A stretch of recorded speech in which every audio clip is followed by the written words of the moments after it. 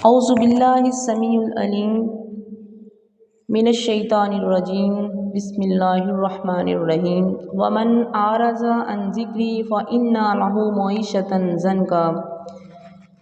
اللہ کا ذکر جو ہے یہ دلوں کو سکون دیتا ہے۔ جب اللہ کا ذکر کیا جائے تو پھر اللہ تعالیٰ جو آپ کا رزق ہے وہ بھی آسمان سے آئے گا اور چین اور سکون جو ہے وہ انسان کو محسوس ہوگا۔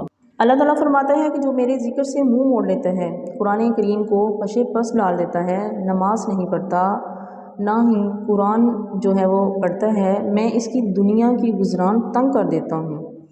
ٹھیک ہے، وہ انسان کتنا بھی امیر ہو، کتنی بھی آسائش ہو، معاشی فیسلٹیز ہوں، ویسے بھی اس کے پاس سہولیات ہوں، لیکن اسے سکون نہیں ملتا۔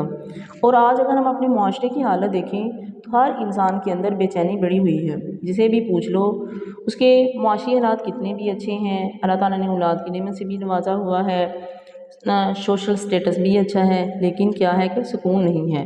سکون کیسے ملے گا؟ سکون صرف جو ہے وہ اللہ کے ذکر پہ کرنے سے ہی ملے گا، اللہ تعالیٰ کے طریقے کے مطابق زندگی گزارنے سے ہی سکون ملتا ہے۔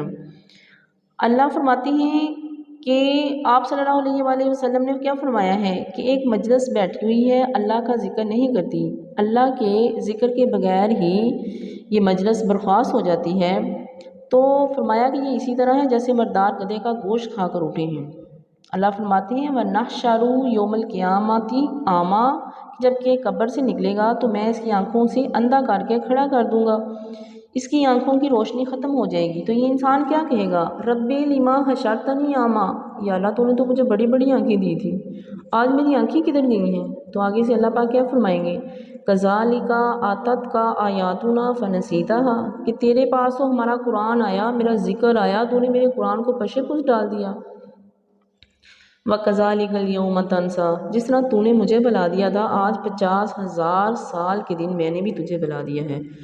تو ویسے بھی گھر کے بیچ میں ہم لوگ اکٹھے ہو کے بیٹھتے ہیں یا باہر کہیں اکٹھے بیٹھتے ہیں تو بہت ساری ادھر ادھر کی باتیں کرتے ہیں، تو ہمیں یہ خیال بھی کرنا چاہیے کہ جب ہم سب مل کے بیٹھیں تو وہاں پہ کسی نہ کسی طریقے سے اللہ اس کے رسول کا ذکر بھی ہونا چاہیے۔ ہم اپنی سے ریلیٹڈ کسی نہ کسی بات میں اللہ اور اس کے رسول کا ذکر کریں، تاکہ ہمارا جو وہاں مل بیٹھنا ہے وہ بھی ہمارے لیے ثواب کا ذریعہ بن جائے، ہمارے لیے آخرت کی نجات کا ذریعہ بن جائے۔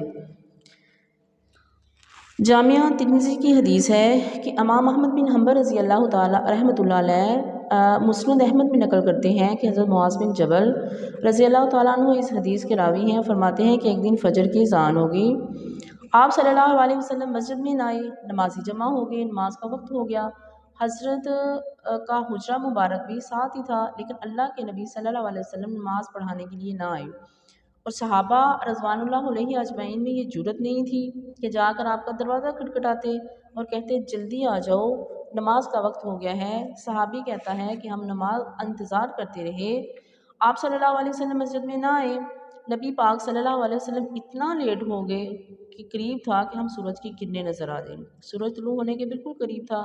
اللہ کے نبی صلی اللہ علیہ وسلم تشریف لے آئے، صفیں چیرتے ہوئے مصلے پر پہنچ گئے، صفیں درست ہو گئیں، تکبیر ہو گئی، اور حضرت نے چھوٹی صورتوں سے نماز پڑھائی۔ آپ صلی اللہ علیہ وسلم نماز پڑھا کر صحابہ کی طرف منہ کر لیتے ہیں اور فرماتے ہیں اے میرے صحابہ، کوئی بندہ اٹھ کر نہ جائے، اپنی اپنی جگہ پر بیٹھے رہیے، میں نے تم کو بتانا ہے کہ میں لیٹ کیوں ہوا ہوں۔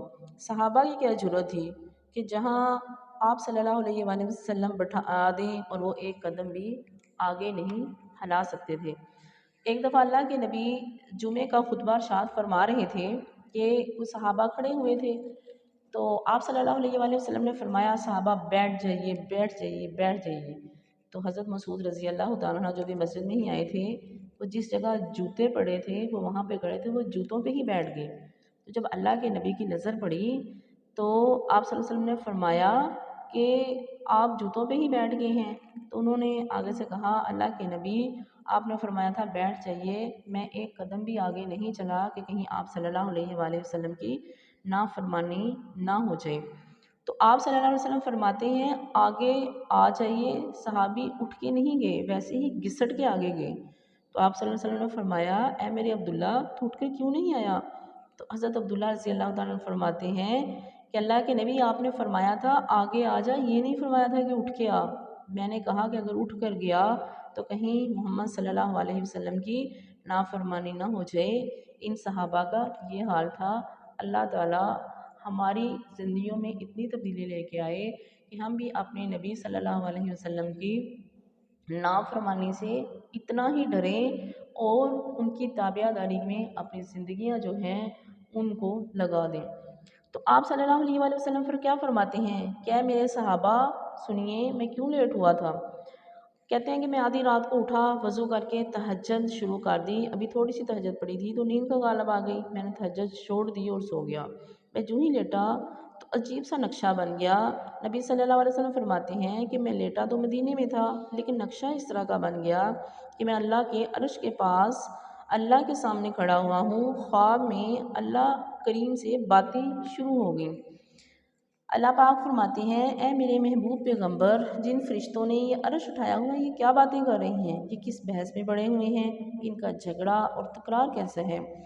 تو آپ صلی اللہ علیہ وسلم فرماتے ہیں یا اللہ مجھے تو کچھ بھی پتہ نہیں ہے۔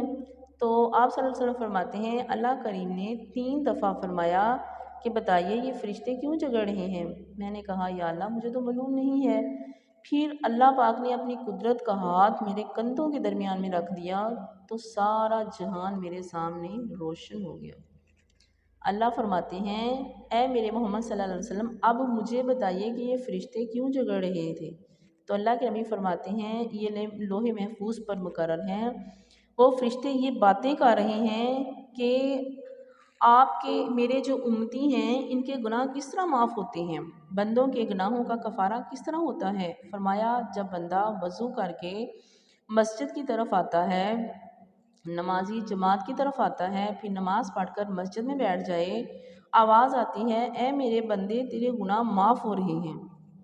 نماز پڑھ کر مسجد میں بیٹھے رہنا یا نماز کے انتظار میں بیٹھنا گناہ معاف کروانے کا ذریعہ۔ اگر اللہ تعالیٰ توفیق دے تو صبح کی نماز پڑھ کر مسجد میں بیٹھ کر ذکر و اذکار کرنا چاہیے، پھر 100 دفعہ سبحان اللہ و بحمدہ سبحان اللہ العظیم پڑھنی چاہیے۔ تو آواز آتی ہے اے میرے بندے بے شک تیرے گناہ سمندر کی جھاگ کے برابر تھے، میں نے سب بخش دیے ہیں۔ اگر 100 دفعہ سبحان اللہ والحمدللہ پڑھ لیا جائے اور 100 دفعہ اللہ اکبر پڑھا ہے، آواز آتی ہے تیرے نامہ اعمال میں نے 100 حج اور 100 عمرے کا ثواب لکھ دیا ہے۔ اب یہ سورج نکلنے تک اللہ کا بندہ مسجد میں بیٹھا ہوا ہے، سورج نکلنے کے بعد اس نے 2 رکعتیں پڑھیں، اس سے ایک تو اس کے تمام جسم کے جوڑوں کا شکرانہ ادا ہو گیا، دوسرا ایک حج اور عمرے کا ثواب مل گیا۔ پھر اللہ پاک فرماتے ہیں یہ فرشتے کس بارے میں جھگڑا کر رہے ہیں۔ یہاں یہ بتانا جو ہے وہ ضروری ہے، چونکہ آدمی تو مسجد میں جا کے نماز پڑھتے ہیں، یہ سارا عمل وہ مسجد میں بیٹھ کے کرتے ہیں، لیکن چونکہ ہمارے معاشرے میں عورتوں کو تو مسجد میں جا کے یہاں باجماعت نماز کی اتنی مطلب پابندی نہیں ہے تو وہ گھر میں ہی پڑھتی ہیں، تو وہ بالکل یہ سیم جو عمل ہے وہ سارا اپنے گھر میں بیٹھ جاتی ہیں۔ فجر کی نماز کے بعد وہ مصلی کے اوپر بیٹھ کے یہ ذکر و اذکار کریں، جب سورج نکل آتا ہے تو پھر 2 نفل ادا کریں تو اللہ تعالیٰ انہیں بھی ایک حج اور عمرے کا ثواب عطا فرما دیتے ہیں۔ تو آگے آپ صلی اللہ علیہ وآلہ وسلم فرماتے ہیں کہ میں نے کہا یہ فرشتے کہہ رہے ہیں کہ تیرے بندوں کے درجات کس طرح بلند ہوتے ہیں؟ نبی صلی اللہ علیہ وسلم فرماتے ہیں میں نے کہا یا اللہ غریبوں مسکینوں کو کھانا کھلانے سے درجات بلند ہوتے ہیں۔ اللہ تعالیٰ فرماتے ہیں جو کسی غریب مسکین کو پانی پلاتا ہے، روٹی کھلاتا ہے، اللہ اس کو قیامت کے دن حوض کوثر سے پانی پلائیں گے۔ ایک دن حضرت علی رضی اللہ تعالیٰ عنہ کے پاس ایک سوالی آ گیا، کہتا ہے اے علی مجھے اللہ کی رضا کی خاطر کچھ دو۔ حضرت علی رضی اللہ تعالیٰ عنہ اپنے بیٹے حسن رضی اللہ تعالیٰ عنہ کہتے ہیں کہ حسن جا کر اپنی ماں فاطمہ کو کہہ دو ایک مسکین آیا ہے 1 درہم دے دو۔ حضرت حسن جا کر حضرت فاطمہ رضی اللہ تعالیٰ عنہ کہتے ہیں کہ امی جی ابو جی نے بھیجا ہے، فرماتے ہیں کہ ایک سوالی آیا ہے 1 درہم دے دو۔ حضرت فاطمہ کہتی ہیں کہ بیٹا اپنے ابو کو جا کر کہہ دو کہ گھر میں اس وقت تمام جمع پونجی اور جائیداد صرف 6 درہم موجود ہیں اور گھر کی ضروریات زیادہ ہیں۔ فلاں چیز لانی ہے، فلاں چیز بھی لانی ہے، اس لیے سوالی سے معذرت کر لیں۔ حسن رضی اللہ تعالیٰ عنہ آ کر کہتے ہیں کہ ایسے ایسے امی جان نے کہا ہے، تو حضرت علی نے کہا بیٹا حسن جا کر اپنی امی فاطمہ کو کہہ دو کہ کیا اب آپ نے درہموں پر یقین کر لیا ہے، کیا رب پہ یقین نہیں؟ جا کر 6 درہم ہی لے آ۔ جن کا اللہ پہ یقین ہو اللہ ان کے لیے رحمت کے خزانے بھی کھول دیتا ہے۔ ویسے ذہن میں یہ بات آ ہی جاتی ہے، ظاہر ہے ظاہری اسباب دیکھنے ہی پڑتے ہیں۔ تو حضرت فاطمہ رضی اللہ تعالیٰ عنہ نے ان کو 6 درہم دے دیے۔ حضرت علی نے وہ 6 درہم لے کر حضرت اس کو فقیر کو دے دیے اور اسے کہا کہ لو تم لے جاؤ اور ہمارا جو ہے وہ اللہ حافظ ہے۔ یہ سوالی 6 درہم لے کر چلا گیا۔ تھوڑی ہی دیر بعد ایک شخص اونٹ لے کر آ گیا اور حضرت رضی اللہ تعالیٰ عنہ سے پوچھتے ہیں کیا تو نے اونٹ بیچنا ہے؟ تو وہ کہتا ہے جی ہاں میں نے بیچنا ہے اور 140 درہم کا فروخت کرنا ہے۔ حضرت علی رضی اللہ عنہ فرماتے ہیں آپ ایسے کریں اپنا اونٹ یہاں باندھ دیں اور تھوڑی دیر کو آ کر پیسے لے لینا۔ ٹھیک ہے جی، اگر ہم اپنا معاملہ صاف رکھیں تو اللہ ذوالجلال کی قسم کی ہر گناہ معاف ہو جائے گا، لیکن قرضہ جو ہے وہ معاف نہیں ہوگا، کسی کے پیسے نہیں دبانے چاہیے، ٹھیک ہے، کیونکہ یہ پیسے دبانے والا معاملہ جو ہے وہ بالجہل کی ریت ہے۔ تو کیا ہوا، ابھی تھوڑی ہی دیر گزری تھی تو حضرت علی رضی اللہ تعالیٰ عنہ کے پاس ایک آدمی آیا، انہوں نے آپ سے پوچھا کہ آپ نے یہ اونٹ بیچنا ہے؟ تو آپ نے کہا کہ جی بالکل بیچنا ہے۔ تو انہوں نے کہا کہ کتنے میں بیچنا ہے؟ انہوں نے کہا آپ کا جو دل چاہتا ہے دے دیں۔ تو انہوں نے کہا کہ میں آپ کو اس اونٹ کے 200 درہم دوں گا۔ حضرت علی رضی اللہ تعالیٰ عنہ نے اونٹ دے دیا اور اتنے میں وہ آدمی جس کے پیسے دینے تھے وہ بھی آ گیا۔ آپ نے 140 درہم اس آدمی کے دیے اور 60 درہم لے کر گھر آ گئے۔ تو حضرت فاطمہ رضی اللہ تعالیٰ عنہ کو پکڑائی، انہوں نے کہا علی یہ اتنے پیسے کہاں سے آ گئے؟ تو حضرت علی رضی اللہ تعالیٰ عنہ نے فرمایا فاطمہ کیا تو نے قرآن نہیں پڑھا جس میں لکھا ہوا ہے من جا بالحسنات فلاح عشر امثالہا، اللہ فرماتے ہیں جو ایک دیتا ہے میں 10 دیتا ہوں، ٹھیک ہے، تو ہم نے 6 درہم دیے، اللہ تعالیٰ نے اس کے بدلے میں ہمیں 60 درہم جو ہیں وہ عطا فرمائے ہیں۔ اللہ تعالیٰ فرماتے ہیں کہ میرے نبی سوال کر تجھے کیا چاہیے، مانگ، کیا مانگتے ہیں؟ تو آپ صلی اللہ علیہ وسلم نے فرمایا کہ میں ہمیشہ یہی مانگتا ہوں یا اللہ مجھے اچھے کام کرنے کی توفیق دینا، برے کاموں سے محفوظ فرمانا اور مسکینوں کی محبت نصیب فرمانا، یا اللہ مجھے معاف کر دے، مجھ پر رحم کر، اور جب تو کسی قوم میں فتنہ برپا کرنا چاہے تو فتنے سے پہلے ہی مجھے اپنے پاس لے جانا، یا اللہ مجھے اپنی محبت نصیب فرما، اس بندے کی محبت نصیب فرما جو تجھے پیارا ہے، اس طرح کے اعمال کی توفیق دینا جن کے کرنے سے میں تیرے اور قریب ہو جاؤں۔ آپ صلی اللہ علیہ وآلہ وسلم فرماتے ہیں اے میرے صحابہ رضی اللہ تعالیٰ عنہ یہ خواب سچا ہے، یہ صرف خواب ہی نہیں ہے، اللہ کی وحی ہے، اس کو آگے لوگوں کو بھی بتاؤ، ٹھیک ہے۔ حضرت داؤد علیہ السلام اللہ کا بڑا ذکر کرتے تھے، آپ نے بیویوں کا ایک گروپ بنایا ہوا تھا کہ تم 10 کا گروپ بن کر اللہ اللہ کیا کرو، یہ ابھی ذکر میں مشغول ہوتی تھی تو باقی 10 ذکر میں لگ جاتی، پھر 2 گھنٹے وہ ذکر کرتی، پھر اس کے بعد دوسری ذکر میں مصروف ہو جاتی۔ آپ چاہتے تھے کہ 24 گھنٹے میرے گھر سے اللہ اللہ کی آواز آئے، تو ہمارے گھروں سے بھی ایسے ہی ہونا چاہیے کہ 24 گھنٹے قرآن کی آواز آئے، صبح اٹھ کر سورہ یاسین کی تلاوت کریں، جب سوئیں تو سورۃ ملک اور سورۃ سجدہ کی تلاوت کریں، دن کے وقت بھی ذکر و اذکار کریں، اس کے علاوہ سورۃ بقرہ کی تلاوت کریں۔ رسول صلی اللہ علیہ وآلہ وسلم نے فرمایا ہے شیطان بھاگتا ہوا تیرے گھر سے نکل جائے گا، اپنے گھروں میں آیت الکرسی پڑھو تو کیا ہوگا کہ وہ چوروں اور ڈاکوؤں سے محفوظ ہو جائیں گے۔ تو ہمیں اپنا جو ہے ایسے ہی معمول بنانا چاہیے، اور اگر ہم ساری مطلب رات سونے سے پہلے قرآن پڑھ کر ساری رات عبادت میں گزر جائے گی، سونے سے قبل جو ہے اگر 33 بار سبحان اللہ، 33 بار الحمدللہ اور 34 بار اللہ اکبر پڑھیں گے تو اس سے سارے دن کی تھکاوٹ بھی دور ہو جائے گی، ٹھیک ہے۔ اور داؤد نبی کہتے ہیں کہ میں چاہتا تھا کہ 24 گھنٹے میرے گھر سے اللہ کا تذکرہ آئے، لیکن ایک تو یہ نبی ہیں، دوسرا یہ بادشاہ بھی ہیں، تو رات کو سادہ لباس پہن کر سڑکوں اور بازاروں پہ چلے جاتے ہیں، لوگوں سے پوچھتے ہیں کہ تمہارا بادشاہ اور حکمران کیسا ہے، ہر بندہ یہی کہتا ہے کہ ہمارے حکمران کے کیا کہنے ہیں، ٹھیک ہے، کیونکہ ہر طرف انصاف ہی انصاف تھا۔